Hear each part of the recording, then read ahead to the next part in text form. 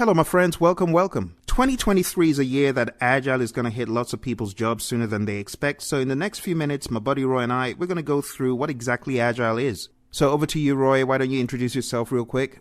Hello, everyone. It's good to meet you. As Phil mentioned, my name is Roy Schilling. I'm an Agile coach and trainer.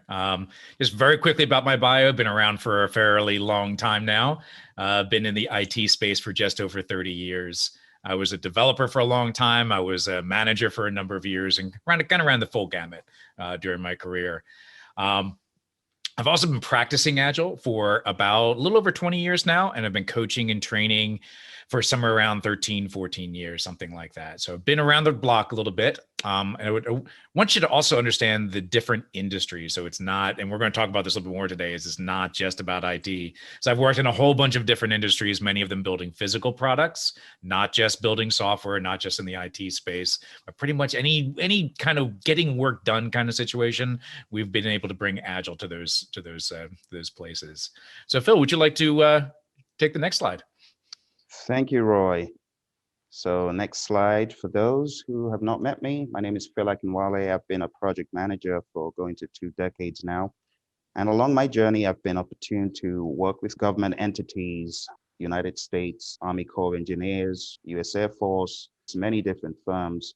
So the company behind it is Praizion, but we found that the need for Agile has become more and more loud. People want to know more and more about Agile. Why don't we talk about what Agile is? So Roy, at a very high level, can you give us a breakdown of what exactly Agile is?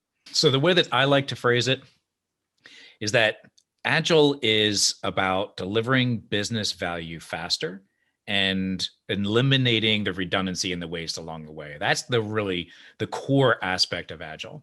Now, many of you may be at least somewhat familiar with Agile, but that's really what it comes down to. And yeah, there's a set of practices, there's some philosophies and some things that we do in order to make Agile successful, but it's really more about how we think about doing work, how we focus on customer value, how we respond to change very rapidly. We truly view Agile as the definition of flexibility, right? That's really what the core of it. It's a flexible way of delivering product. I also want to go back and say, Agile, yeah, absolutely. Agile started in the software space. That's no question. That's where it started from. And it's not new. It's been around for a really long time. And for that same reason, Agile now has a whole series of practices. You're going to hear, we're going to talk a little bit about one of the practices today called Scrum. And that's only one of the practices. There are a whole bunch of them out there. There's a whole set of practices that we'll talk about. And all of the different practices are based on values and principles. You can go take a look at the Agile Manifesto. You go to agilemanifesto.org. And the whole reason for this is that Agile doesn't tell you necessarily how to do everything. So you need the ability of making good decisions on your own. And that's why the practices, the processes are based on values and principles to help you understand what's important, to help you understand what's important to you and make better decisions. And that's really the core behind all of it. And thanks for putting up the link in the chat window there, Phil. All right. Would you like to take it back, Phil? Yes, thank you very much, Roy. So let's talk about the importance of Agile. Well, Agile is a topic of growing importance in project management, with 71% of organizations now reporting that they use Agile to their projects in one way or another. So let's take a look at this histogram right here. It shows organizations increasingly embrace Agile as a technique for managing projects. A full 71% of organizations report using Agile approaches. And we're not just talking about software companies, we're talking about all manner of firms. Why Agile? Now that we have a little idea about why people implement Agile, let's go deeper. The deeper question about the why behind the why. The why behind the why is that Agile is not just a set of software methodologies, but it's really a way of thinking. It's really a way of acting. It's a way of responding. Roy, what comments do you have about why, the deeper why about Agile? Yeah, and it, also related to that, we also want to make sure that we're not just doing Agile to go to Agile, right? Agile's not your destination. That's not the intent. That's not why you go Agile. Agile is a tool in the toolbox. It's a way of improving, a way of delivering stuff faster, a way of being more flexible. It's also a way of managing your organization or setting up an organization in a much more creative, innovative, flexible fashion that encourages experimentation and learning. So there's a whole bunch that's related to Agile, not just a set of practices. The real reason that organizations need to go to Agile is not just to find a different way of doing things. There's lots of different practices out there, not just Agile.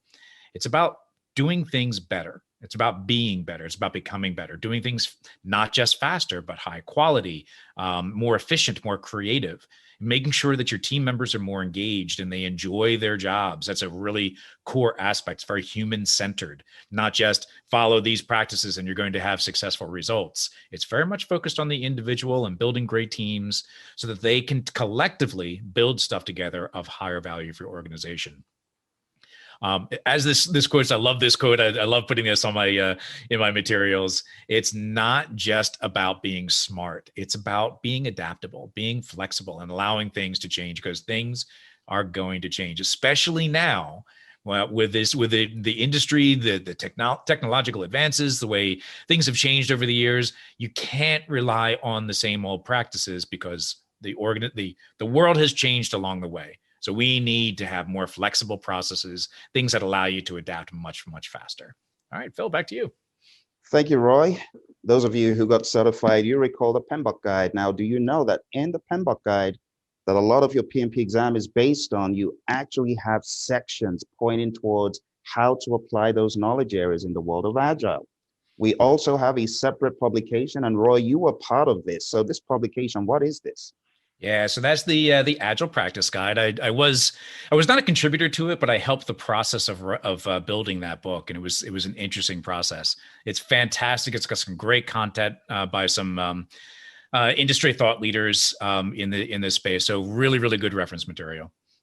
Absolutely. And to that end, I want to point to a page in here, which is on page 18. And on page 18, for those of you who come from the world of the PMP exam or the PMI's other standards, there is a different way of thinking in the world of Agile. So in the world of predictive thinking, which is what a lot of the PMBOK guide is pointing towards, in the world of predictive, it is a one-time delivery. So we can talk about a big bang at the end of the project and a huge shock. Hopefully not, but on a lot of projects, they discover at the end that they were not really building what the customer wanted. But in the world of Agile, we go to an iterative and incremental way of delivery. So when you think about the world of Agile, there's an advantage of having incremental knowledge about the project, about the value, instead of getting a rude shock at the end, and you're delivering value to the customer quicker. You're delivering customer value in such a way that they can begin using whatever you deliver. So there's a difference between a lot of what you read in the PMBOK guide versus a lot of what is presented in Agile methodology, or they've recognized Agile as a methodology. And that's why they've put this book together, and they have been involved in many other current developments. They purchased an Agile-oriented company to leverage Agile. So the bottom line is Agile is here to stay. Roy, what's in it for me as a project manager, as an individual in the company? Why Agile for me? Yeah, and I think this is an important topic for anyone that's going down the Agile journey, is to understand what it means to you to be going down this journey and what benefits that you can get from it.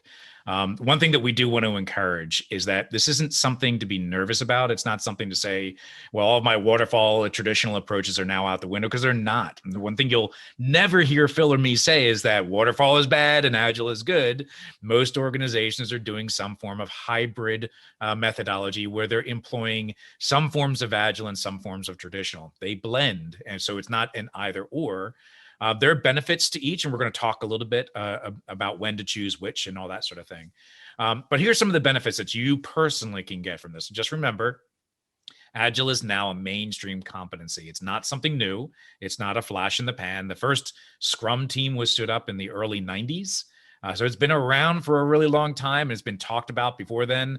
I say, formally, I was practicing Agile for a little over 20 years, but informally, before we called it Agile, I was doing it a lot longer than that. So it's been around for a long time. It's not going away. It's going to be here to stay. So it's really important for you to truly understand it, not just something that you read on the internet and dismiss it. It's something you really need to understand and find where you can get value out of it, because there are practices that you can take from Agile and improve your traditional approaches. We'll talk about some of those today as well. It's also very valuable in your career. It's great to have some of those letters behind your name, boosts up your LinkedIn profile. It also helps you become a better project manager. So if you are a project manager and you are looking for ways of improving your experience and improving the way that you run projects, Agile is a great tool in the toolbox. Bring out some of those tools when necessary.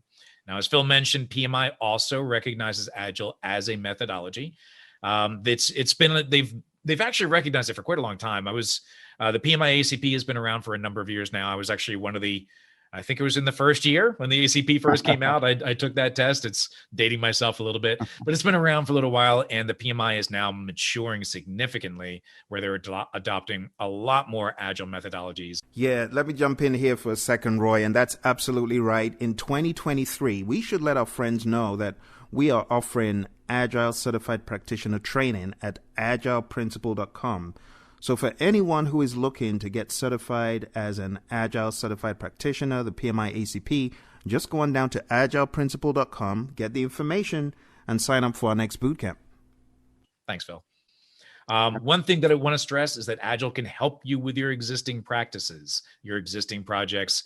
And just because you're going to read stuff on the internet, you're going to read stuff that says project managers are not necessary in Agile, hogwash, nonsense, absolute nonsense. And we'll show you how project managers can get involved. Thanks, Phil.